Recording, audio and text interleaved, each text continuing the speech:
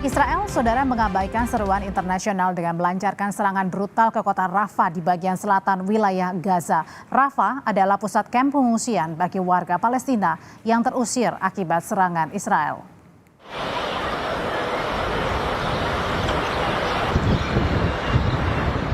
Israel terus mengabaikan seruan masyarakat internasional dengan dalih memburu anggota Hamas, pasukan Zionis menyerang kota Rafah. Kota Rafah merupakan kota yang menjadi kamp atau pusat pengungsian warga Gaza. Sedikitnya 50 orang tewas akibat serangan Israel ke kamp pengungsian di Rafah. Kebrutalan serangan Israel digambarkan warga Palestina yang selamat dari serangan udara Israel.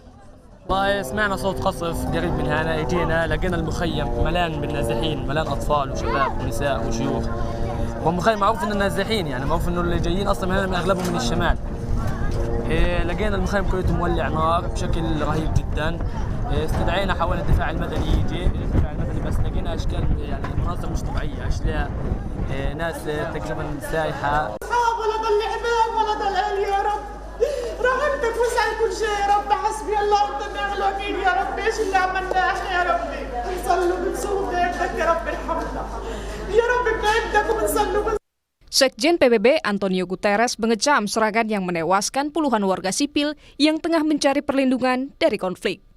Guterres di media sosialnya mengatakan tidak ada tempat yang aman di Gaza. Kengerian ini harus dihentikan. Di sisi lain, 3 negara anggota Uni Eropa, Spanyol, Norwegia, dan Irlandia, secara resmi pertanggal 28 Mei 2024 mengakui negara Palestina. Menlu 3 negara itu membuat pengumuman bersama pengakuan negara Palestina di markas Uni Eropa di Brussels, Belgia. Menteri Luar Negeri Spanyol, José Manuel Álvarez Bueno, meminta Israel segera menghentikan serangan ke kota Rafah.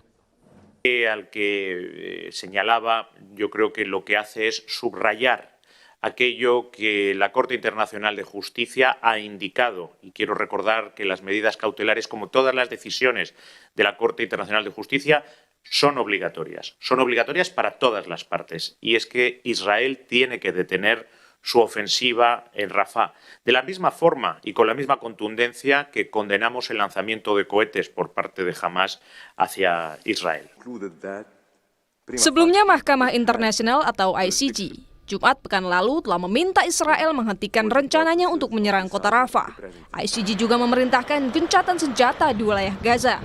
Namun perintah itu kembali diabaikan Israel.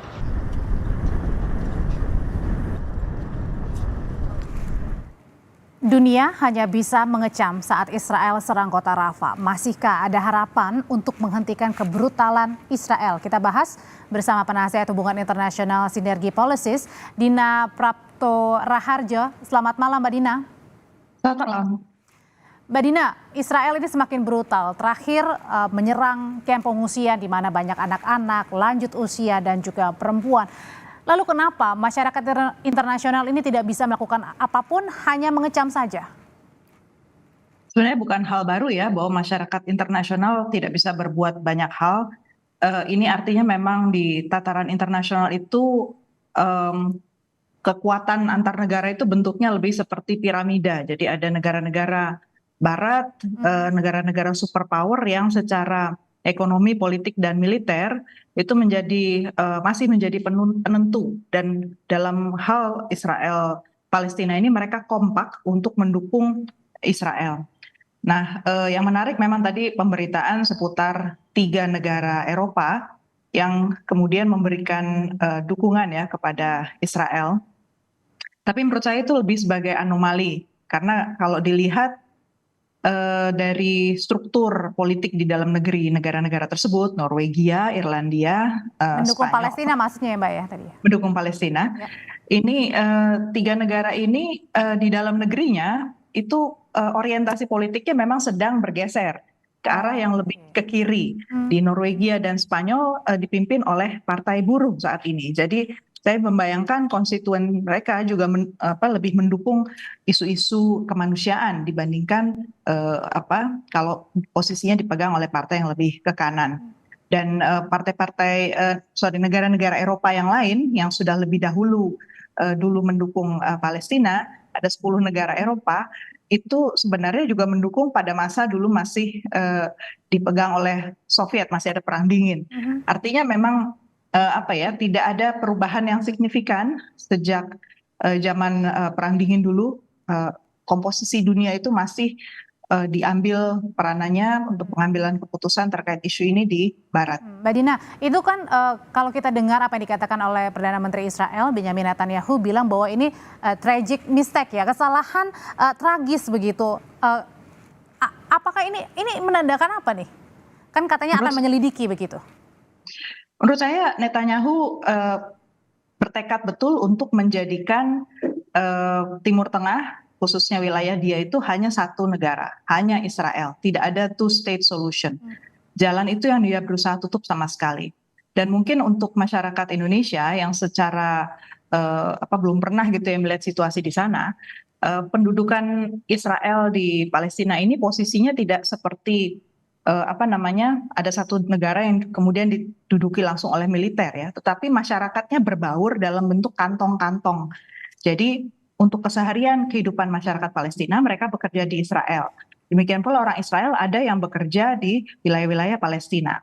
Jadi untuk urusan politik, ini kita bicara Netanyahu juga untuk berhitung secara politik ya. Tapi artinya Perdana Menteri sendiri tahu, harusnya tahu atau memang tahu dengan serangan udara yang memang dikhususkan atau disengaja di kamp pengungsian ini?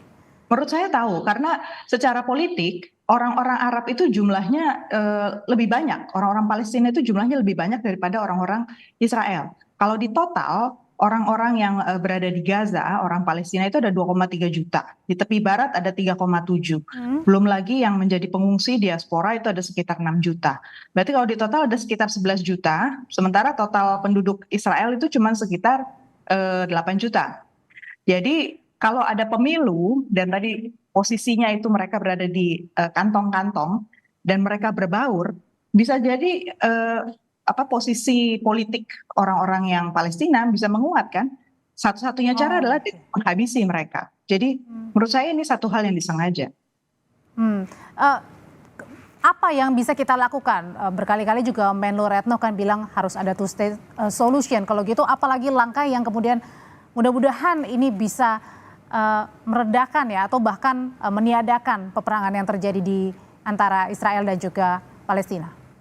Menurut saya kita bicara hal yang sederhana dulu. Dalam 10 Mei yang lalu PBB berusaha untuk mengambil voting supaya status Palestina ditingkatkan di PBB. Dan ada 9 negara yang menolak, termasuk negara-negara tetangga kita di Mikronesia ya, di kawasan Pasifik. Ada Mikronesia, ada Palau, ada Papua Nugini, ada Nauru. Nah, negara-negara ini sebenarnya kecil dari segi jumlah penduduk, kecuali Papua Nugini lah sekitar 9 juta. Yang lain sisanya hanya sekitar 12.000, 18.000. Tapi suara mereka satu di PBB. Nah, bisakah Indonesia memastikan bahwa mereka berubah pikiran mendukung Palestina? Itu satu, karena mereka dekat sekali posisi dengan Indonesia. Yang kedua, 2024 sampai 2026 Indonesia mengambil posisi sebagai anggota Dewan HAM di PBB. Dan sudah pernah disampaikan tekad Indonesia adalah mengagendakan isu-isu HAM di PBB. Berarti Indonesia harus lebih konsisten mengangkat isu itu dan mau menyoroti dimensi-dimensi yang lebih sifatnya hak asasi manusia. Jadi bukan masalah ekonomi, bukan masalah kemanusiaan, tapi hak asasi manusia. Termasuk mungkin juga dari masyarakat yang di media sosial juga menyoroti sekarang memakai hashtag atau judul All Eyes on Rafah ya, semua mata tertuju pada Rafah, itu mudah-mudahan bisa menggugah juga ya Mbak ya? Ya, salah satu caranya adalah dengan awareness tadi ya. Tapi memang di tataran yang di tataran yang lebih praktis, kita perlu lebih realistis ya. Kalau kita bicara soal keterlibatan aktif itu penguatan posisi kita di Timur Tengah, hubungan-hubungan bilateral dengan negara-negara yang sebenarnya juga galau dengan posisi mereka yang langsung dengan Israel. Saya ambil contoh Yordania ya, karena dia tetangga dekat. Dia sebenarnya nggak ingin mendukung Israel, tetapi karena dari sisi ekonomi, dari sisi infrastruktur, dari sisi kemudian konektivitas ekonomi, mereka harus bergantung pada Israel, masuk urusan air. Akhirnya mereka Mau tidak mau. Ya, negara-negara seperti itulah kita perlu cari jalannya di tingkat bilateral. Mbak Dina, terima kasih untuk ulasannya malam hari ini di Sapa Indonesia Malam. Sehat selalu Mbak Dina. Terima kasih.